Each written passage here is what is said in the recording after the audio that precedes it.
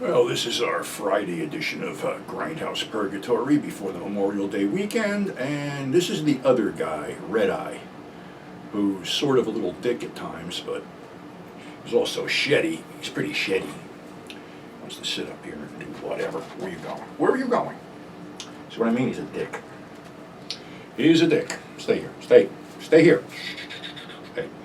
Anyway, you know, what I never covered so far was Godzilla. And who was more grindhousey than Godzilla when you think of it? No, don't run away. Don't run away. Just stay there. Be nice.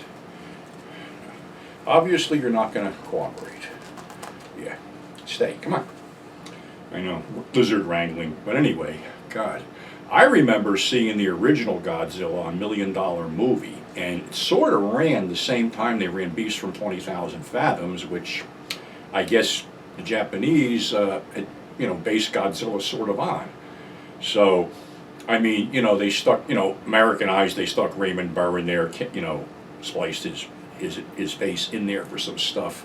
They sort of Americanized it, but if you watch the Japanese language version, it's a dead serious science fiction movie. And of course, at the end, what did they do? They dissolved Godzilla with the oxygen destroyer, which we should dissolve this little guy, maybe, I don't know.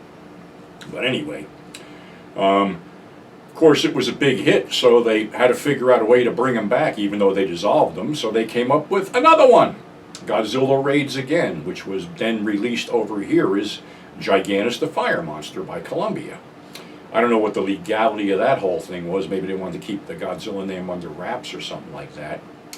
But anyway, I guess it was 1963, 1964 when Big G came back bursting out of an iceberg and would do battle with another major movie monster, King Kong. In other words, two guys in a suit. And I had met Mr. Haro Nakajima at Chiller a couple times. Really nice guy who was, the main guy in the Godzilla suit. So, of course, in the Japanese version, Godzilla won. In the American version, King Kong won. And that was sort of it for a few minutes until they came up with another Godzilla movie, and American International Pictures released it. But they released it as Godzilla versus the Thing with a big question mark. And the reason they did that was because it was really Godzilla versus Mothra, but there's nothing really frightening about a big fucking moth unless you have morthophobia or something like that. So we sort of got sucked into the whole thing. You don't want to be here, do you? You miserable prick, I rescued you.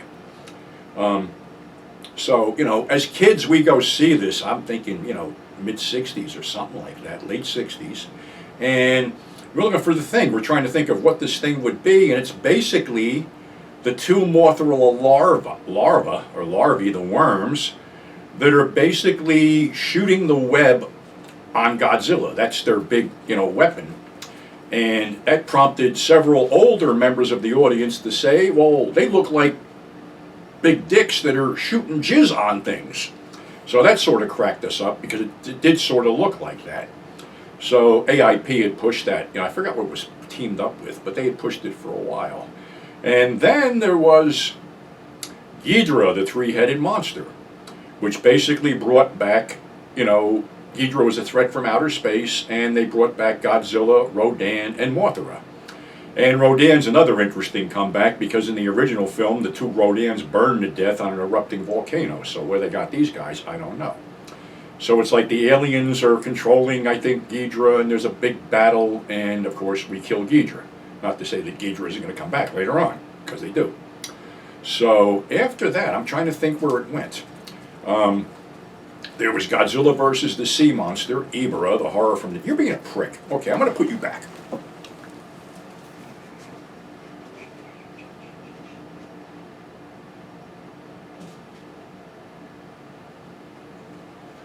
Sorry about that. Fucker wouldn't calm down.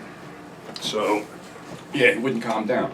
So we get Godzilla versus the Sea Monster, Ibera, the horror from the deep, which is basically a big fucking crab. And that was kind of cool because in one scene it picked up two guys out of the water, I think, and ate them and shit like that. But in the end, Godzilla basically rips his claws off and beats him to death with it. So what happened after that?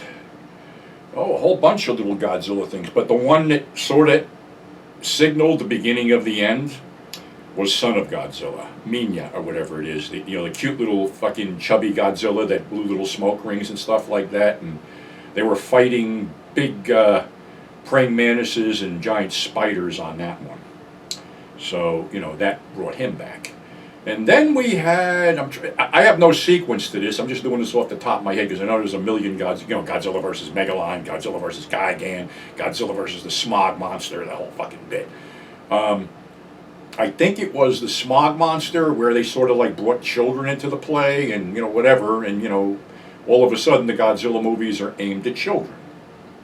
So, and then we had Destroy All Monsters, which basically was alien forces are taking over our monsters and making them attack everything. And you had the whole who's who of Japanese monsters: Rodan, Mothra, Godzilla, Ghidorah, Baragon. All these fucking Japanese monsters were in there. So that was Destroy All Monsters. That was a big one too. And like I said, all these played on 42nd Street. They were big draws because who doesn't like big rubber monsters? And then let me see, where did it go after that? There was a whole bunch more. The whole Godzilla versus the Smog Monster team with Frogs by AIP. That was like an ecological double bill.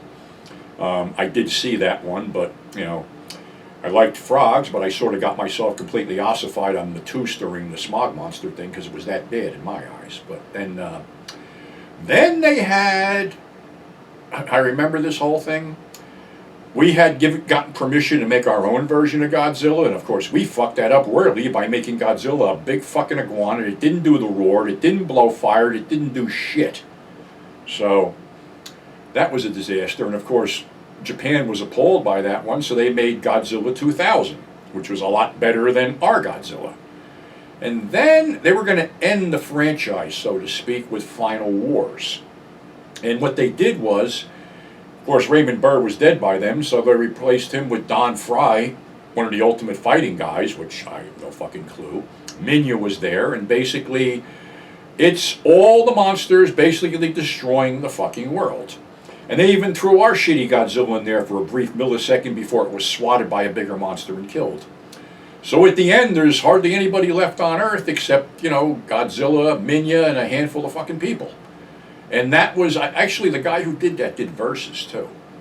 So then they put it in moratorium for a while. I mean, they had, Japan was doing some high-tech shit that was only coming out on video over there with, Godzilla against a black Mothra and a white Mothra.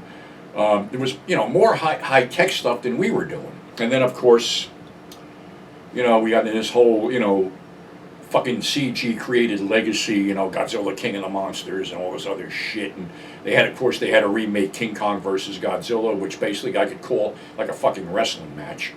So, not that good. Sometimes less is more. But I do look fondly back on those days of seeing these as a kid and as a, teenager in the movies and stuff like that. And, I was always a fan. But, Godzilla's an icon. And actually, I guess this Godzilla -1 or whatever it was, they actually won an Academy Award for a change. So, hey, Big G, after how many fucking years? Almost 70 years, finally gets an Academy Award. So, yeah, it's all cool. And I apologize for Red Eye. He's sort of a dick. I don't know why. He's, really doesn't want to be in the tank, but doesn't want me to hold him either. And if I let him run around, well, I don't want the dog to step on him either. So, anyway, we'll resolve that situation shortly. So, all right, I'm wishing everybody a safe Memorial Day, and remember what Memorial Day really means, because I'm going to post a video probably Monday about, what the real Memorial Day is and, whatever. So, all right, I know it's barbecue, fireworks, and, people getting drunk and shit. So, above all, stay safe. Thanks for subscribing. Thanks for tuning in, and we will catch you on the flip side.